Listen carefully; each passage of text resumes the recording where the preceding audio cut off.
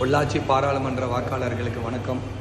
நடைபெற்ற தேர்தல் முடிவுகளிலே நரேந்திர மோடியுடைய நல்லாட்சி மீதும் தமிழகத்துடைய தலைவர் அண்ணாமலை அவர்கள் மீது நம்பிக்கை கொண்டும் நான் செய்த இந்த பகுதி மக்களுக்காக நான் செய்த பல்வேறு பணிகளுக்காகவும் இந்த பகுதி மக்களுடைய பிரச்சனைகளை தீர்ப்பேன் என்றும் இந்த பகுதிக்கு பல்வேறு நல வளர்ச்சிகளை கொண்டு வருவேன் என்று நம்பி என் மீது நம்பிக்கை வைத்து வாக்களித்த 2,22,000 வாக்காளர்களுடைய பாதத்தை பணிந்து என்னுடைய நன்றியை தெரிவித்துக் கொள்கிறேன்.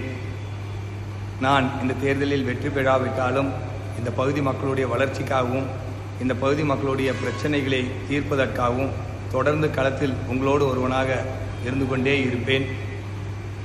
இந்த கடந்த ஒரு மாத காலமாக எனக்காக கடுமையாக அல்லும் பகலும் அயராது எந்தவித எதிர்பார்ப்பு இல்லாமல் உழைத்த அனைத்து பாரதிய ஜனதா கட்சி நிர்வாகிகளுக்கும் அனைத்து நண்பர்களுக்கும்